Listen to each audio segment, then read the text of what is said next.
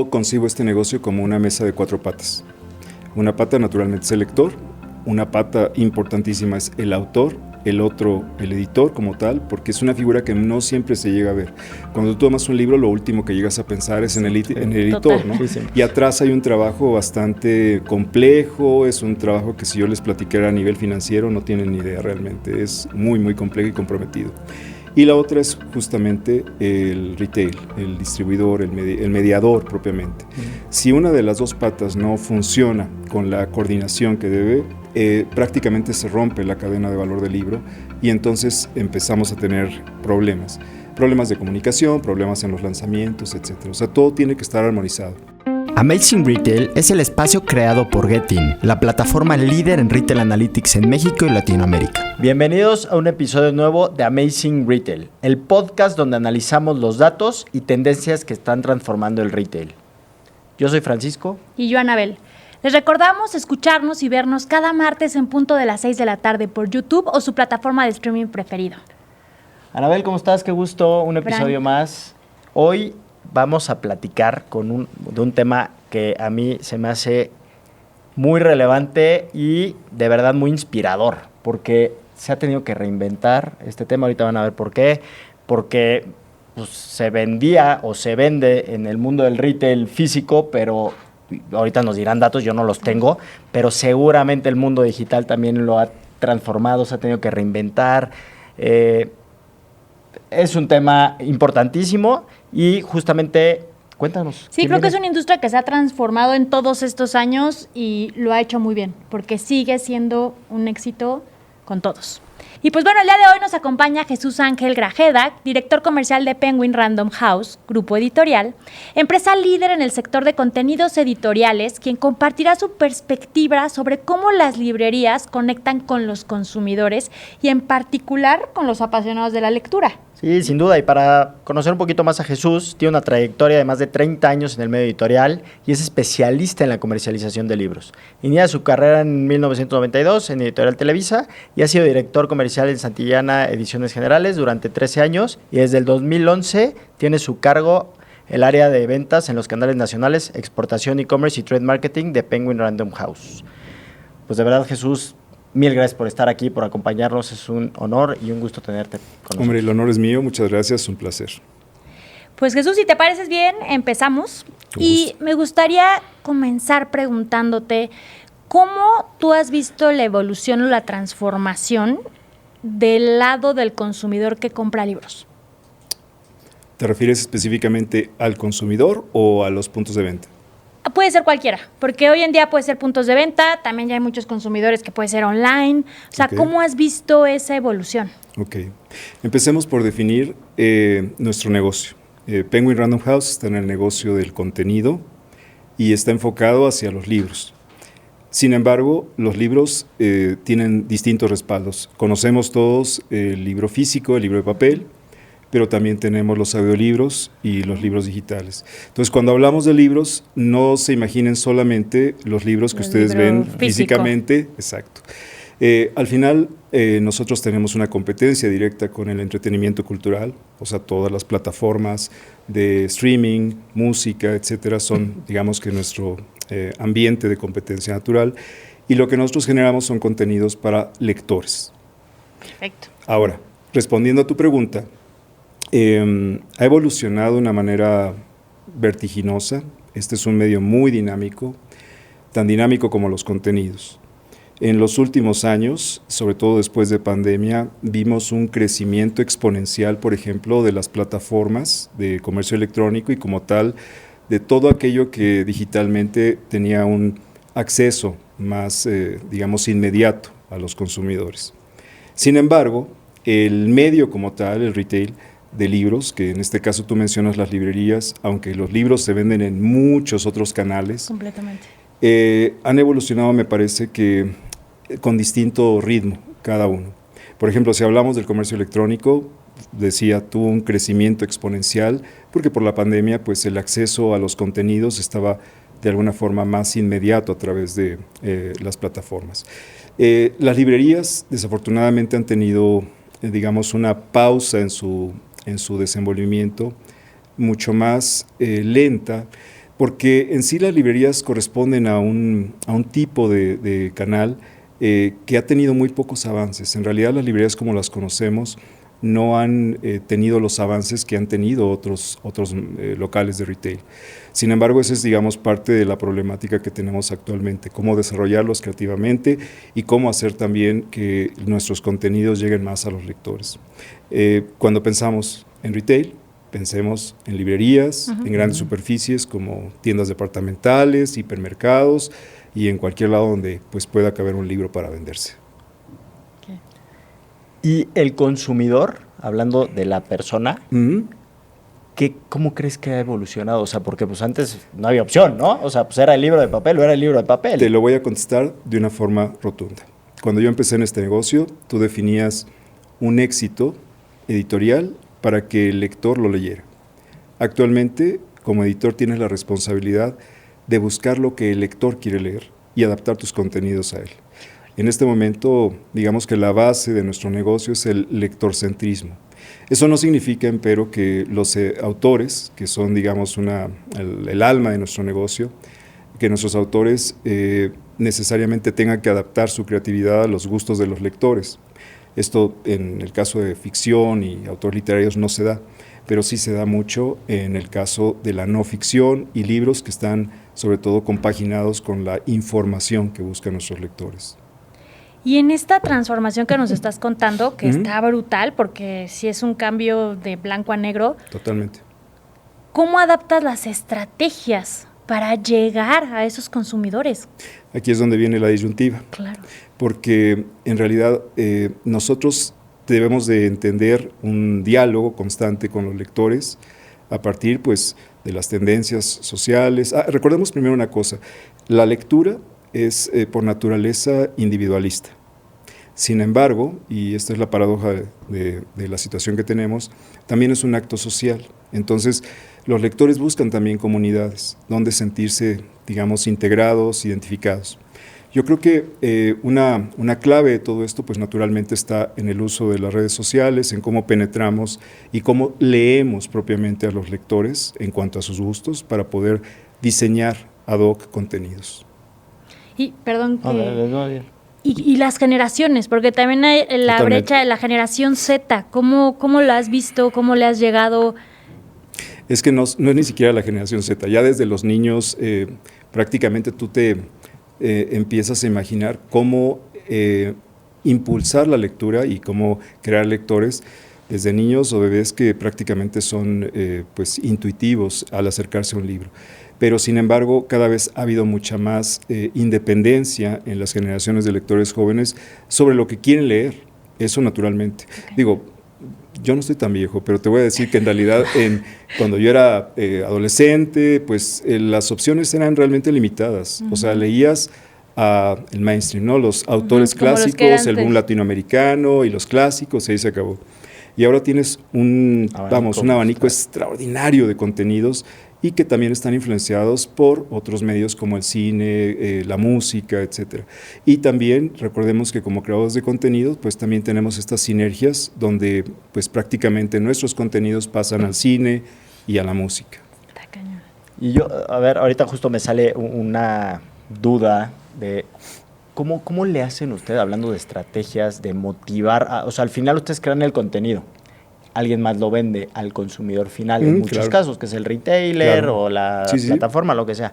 Ustedes como creadores de contenido, ¿cómo ayudan a que se mueva el contenido? Porque, a ver, es como compartido, ¿no? Porque las librerías, pues sí, tienen que tener un aparador bonito, tienen que exhibirlo bien, lo que sea, pero pues tiene que ser bueno el contenido, etcétera, que era un poco lo que nos decías. Entonces, ¿cómo trabajan en conjunto ahí? Yo concibo este negocio como una mesa de 4 patas. Una pata naturalmente es el lector, una pata importantísima es el autor, el otro el editor como tal, porque es una figura que no siempre se llega a ver. Cuando tú tomas un libro, lo último que llegas a pensar es en el editor, ¿no? Sí. Y atrás hay un trabajo bastante complejo, es un trabajo que si yo les platicara a nivel financiero no tienen ni idea realmente, es muy, muy complejo y comprometido. Y la otra es justamente el retail, el distribuidor, el mediador propiamente. Si una de las dos patas no funciona con la coordinación que debe, prácticamente se rompe la cadena de valor del libro y entonces empezamos a tener problemas de comunicación, problemas en los lanzamientos, etcétera. O sea, todo tiene que estar armonizado. Tenemos que llegar a los lectores y obviamente las librerías, los puntos de venta son pues prácticamente esa articulación necesaria para poder llegar a ellos. Sin duda, y si no están, o sea, si no están alineados, como bien mencionabas, pues está bien, porque también compites contra todo lo que hay en una librería. Totalmente, ¿no? O sea, totalmente. Y ahora más, antes en una librería solamente encontrabas libros. Claro. Ahora se multiplica. No es que sean multicanal, ¿no? Como un hipermercado, o como una tienda departamental, o como una plataforma de comercio electrónico, pero cada vez ves más artículos relacionados. Entras a una librería amplia y encuentras discos, vinilos, encuentras agendas, encuentras papelería diversa. Todo lo alrededor, ¿no? Claro. Del que eso es suficientemente válido, ¿no? Sí. Yo creo que al final, pues aquí se trata de satisfacer las necesidades de una persona que lee y que quiere de alguna manera armonizar todo lo que encuentra en un solo punto de venta, ¿no? Jesús, ¿y qué desafíos has tenido que atravesar en esto que nos comentas? Yo creo que los desafíos son muy variados. Repito, este es un medio dinámico. Durante la pandemia, naturalmente, el primer desafío era logístico. O sea, cómo hacer llegar el libro físico, cómo normalizar la cadena de distribución, cuando muchas librerías estaban cerradas prácticamente, ¿no? O sea, los hipermercados no cerraron, las tiendas departamentales parcialmente, y las librerías sí. En algún punto, pues las librerías no están consideradas en este país como puntos de venta de primera necesidad. Un servicio esencial. Ajá. Claro, exactamente, no son servicios esenciales. Sin embargo, la recuperación ha sido paulatina, ha sido buena definitivamente. Creemos que hay muy buenas oportunidades en los años por venir, porque al final, bueno, también hay un mayor interés cada vez más por la lectura. Ustedes mencionaban las nuevas generaciones adolescentes, que si no son independientes económicamente para adquirir el libro, sí influyen totalmente para que pues se pueda, exactamente. Y además se vinculan al libro de una manera muy activa como identificación a comunidades. Por ejemplo, actualmente tenemos a creadores que son más allá de creadores, personas de influyentes, que derivan también de plataformas de lectura mundial como Wattpad y demás, y que mueven a una cantidad enorme de personas. Digo, si pensáramos, por ejemplo, y no quiero hacer comparaciones ociosas, pero si pensáramos en cuánto tirarías de un autor clásico actualmente, contra cuánto tirarías de un escritor o una escritora, que mayormente son mujeres las que participan de estas plataformas, pues te sorprendería, ¿no? Por la cantidad de ejemplares tan apabullante que pueden estar tirando y vendiendo. Tirando se refiere a imprimir, a realizar el producto, ¿no? El tiro se le llama. Sí, al final creo que todo regresa y también aprovechar las plataformas digitales creo que es una forma también de llegar más fácil desde niños chiquitos, como dices tú, hasta generación Z, que pues sí, que le influya, ¿no? Claro. Para consumir contenido, como quieran, audio, digital. No sé si existan datos o algo en cómo va creciendo el tema de audiolibros, por ejemplo, ¿no? Sí. O sea, probablemente, a ver, yo digo lo que yo creo, pues que va decreciendo el tema del papel, va aumentando, pues, interesantemente el tema de pues, Kindle y estos con los aparatos que puedes leer, o hasta o hasta tablets o lo que sea. Y también ya hoy audiolibros, ya no quieres ni leer, ya quieres escuchar, o por falta de tiempo, porque vas en el tráfico, lo que sea. Sí, entonces, por supuesto. Un poquito, no sé cómo va esa tendencia. En crecimiento constante. A ver, hablando en términos muy generales, digamos que un poco menos del 10% del contenido que se tiene en empresas, digamos como la nuestra, se va dirigido obviamente al contenido digital, audiolibros y el libro digital. Pero hay una particularidad, y eso es algo que tampoco conoce la gente. El audiolibro requiere una infraestructura de producción brutal, o sea, carísima. Ustedes lo saben perfectamente acá, porque pues hay tiempos, tienen un costo los tiempos de producción, y nosotros hemos desarrollado incluso una infraestructura, digamos, en el ámbito hispanoamericano de cabinas dentro de las oficinas o de estudios de audio para hacer las grabaciones, involucrar a artistas propiamente de la interpretación, autores, Los todo mismos esto, autores, ¿no? pero si tú lo mides en horas de realización, aparte de muy costoso, pues implica realmente un trabajo muy, muy, muy vasto. Y eso también implica también una gran satisfacción porque el audiolibro como consumo crece y crece y crece. También eso tiene que ver con un elemento cultural. Sabemos que en Estados Unidos está mucho más arraigado el tema del audiolibro, pero México no se queda, digamos, muy atrás. Entre los países del ámbito hispanoamericano, México es uno de los principales consumidores de audiolibro. Más o menos ya les dije la escala de lo que pues, propiamente se consume, ¿no? Si estamos hablando de que de todo lo que vende una empresa, como la de nosotros, un poco menos del 10% va dirigido a contenidos digitales, pues sí te das cuenta de que es una parte muy importante y muy interesante de plataformas para acceder a contenidos, ¿no? Al final yo creo que las cosas siempre regresan. O sea, creo que al final el papel en algún momento va a volver a ser tendencia. O sea, Sí, es como lo lo es. retro. Sí, no desapareció. Vas a ver que eso va a pasar. O sea, estoy de no va a acuerdo. desaparecer y va a haber un punto en donde va a ser la moda, ahora volver a leer y regresar al papel. Sí. Seguramente. O sea, Yo como, nunca ha dejado de ser. Sí, nunca ha dejado de ser, coincido contigo. En realidad esto, yo creo que tiene que ver también en términos, yo pienso, económicos y de espacio. Voy a plantearlo sobre todo por los hábitos que tenga cada persona en la conformación de una biblioteca. Yo, por ejemplo, no sé ustedes si tengan el espacio para almacenar una biblioteca grande. Actualmente creo que la forma en la que vivimos nos está simplificando mucho. Digo, mi generación ve totalmente natural tener una biblioteca grande. Yo tengo una biblioteca de 5,000 libros y tú me dices, ¿dónde los pones? Si yo tengo que pensar en un ámbito donde moverme, lo primero que tengo que ver es dónde pongo los libros y después dónde me acomodo yo. Pero al final todo eso son tendencias, repito, que seguramente van a desaparecer. A ver, yo no estoy de ninguna manera peleado con la idea de el audiolibro y del libro digital, al contrario, a mí me encanta, dependiendo también el tipo de contenido que tú desees acceder, ¿no? Yo prefiero para las obras de ficción tener el libro conformado físicamente, pero para obras de acceso inmediato, informativas, evidentemente los libros digitales me sirven mucho más.